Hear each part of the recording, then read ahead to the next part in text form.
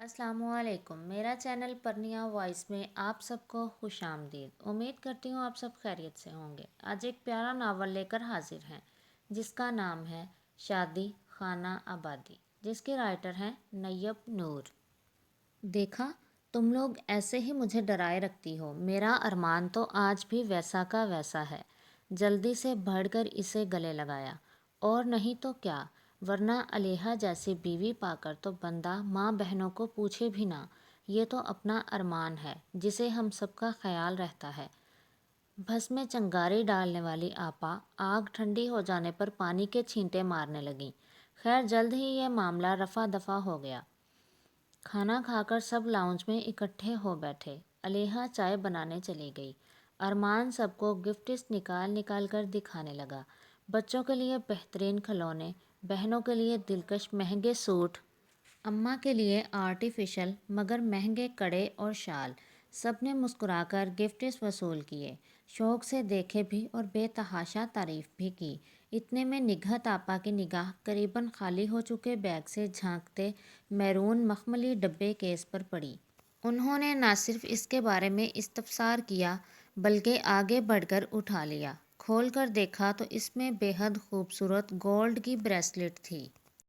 ये केस वाला हाथ ऊंचा करके उबरूज काकर कुछ जताती सवाल करती नज़रों से इसे देखा।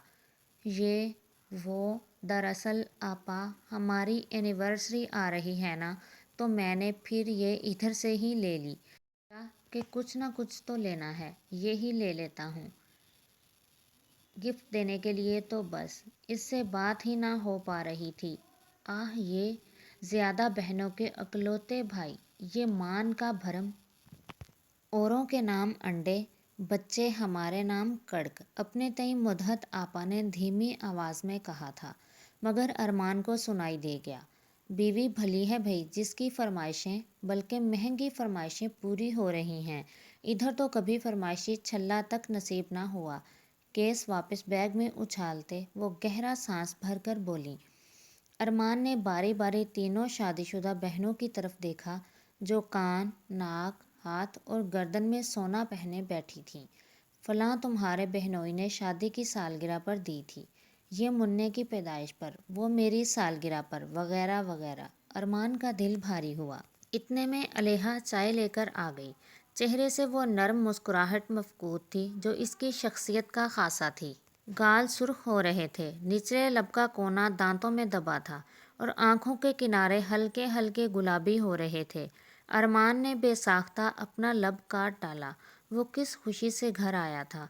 गिफ्ट्स सब के लिए लाया था, मगर सबको नज़र आया तो वो एक ब्रेसलेट जो अभी दिया भी नहीं था, एनिवर्सरी के मौका के लिए संभाल कर रखना था।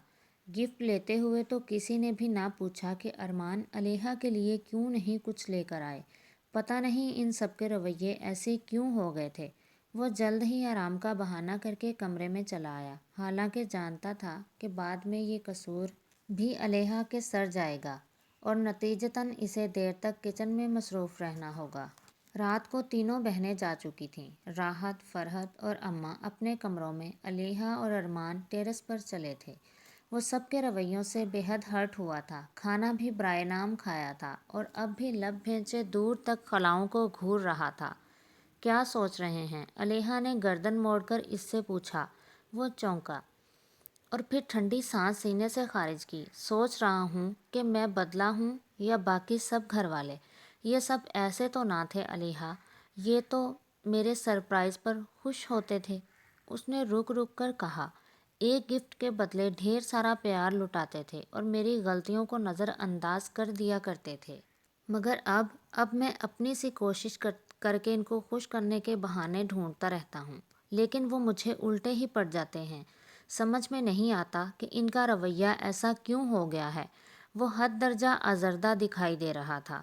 चोट तो अलेहा के दिल पर भी कम ना लगी थी कि वो हर मामले में बेकसूर होते हुए भी कसूरवार ठहराई जाती, मगर वो ज़रा मामला फ़हम वाक़या साबित हुई थी।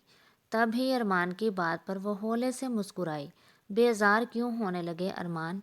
ये ख़याल दिल से निकाल दें। ये तो आपसे बेहद मोहब्बत करते हैं, इतनी कि इनको इस मोहब्बत में मेरी शिरकत भी खिलती है। یہ ان کے دل میں آپ کی محبت ہی ہے کہ وہ آپ کو کھونے سے ڈرتی ہیں۔ ابھی میں نئی ہوں، صرف 1 سال ہی تو ہوا ہے ہماری شادی کو، اس لیے ان کو بے اعتباری ہے۔ وقت کے ساتھ ساتھ ان کو پتہ چل جائے گا کہ علیحہ کہیں نہیں اڑانے والی ان کے بھائی کو۔ آخر میں وہ ذرا شرارت سے بولی، ویسے ایک بات تو ان کی درست ہے، اڑا تو تم چکی ہو ان کے بھائی کو۔ جواباً ارمان بھی شرارت سے بولا۔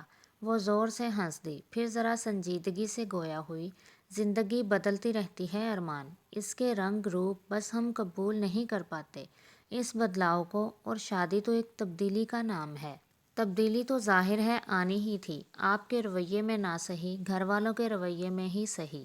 وہ کندھے اچکا کر بولی، وہ بھی تو سب بہن بھائیوں میں بڑی تھی، گھر کے ہر کام میں اس کا مشورہ لازمی ہوتا تھا، مگر اب مہمانوں کی طرح جانا ہوتا، کھانا کھایا اور گھر واپس۔ اگر کچھ دن رہنے چلے بھی جانا ہے تب بھی وہ پہلے کی سی بے تکلفی غائب ہی رہتی ہے، کیونکہ بیٹیاں تو پرائی ہوتی ہیں نا۔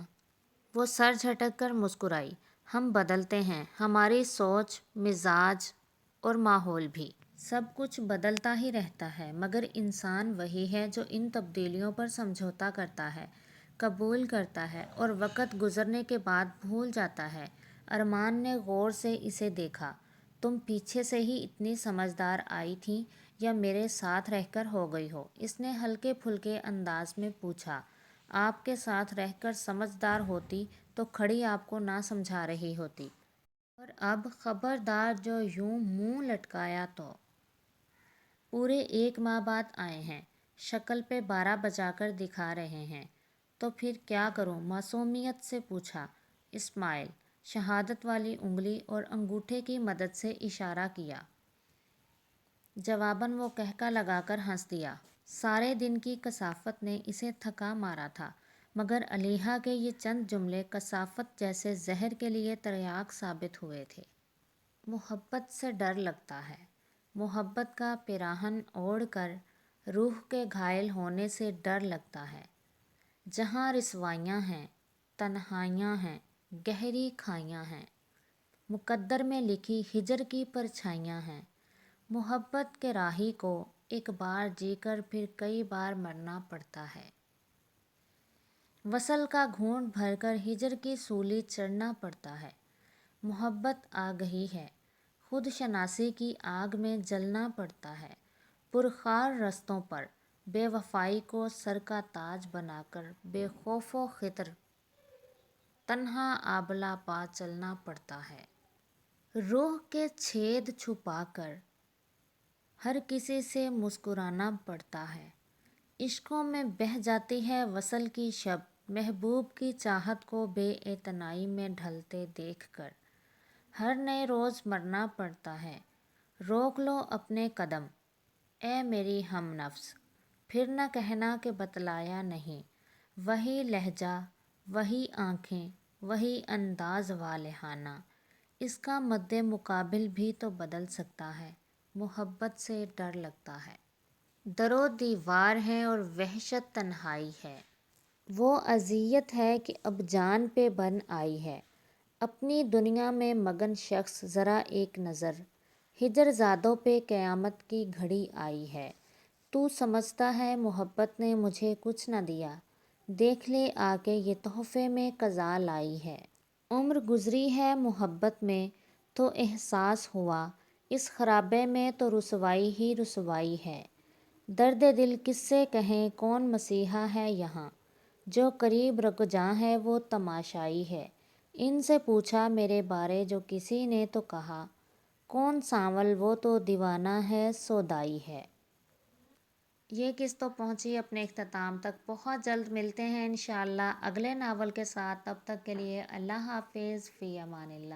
ویڈیو اچھی لگے تو میرا چینل پرنیا وائس کو سبسکرائب کر کے بیل نوٹیفیکیشن کو آن کر دیں تاکہ آپ کو ملتی رہیں تمام channel updates. Please like share کر کے اپنی رائے کا اظہار کامنٹ میں ضرور دیں۔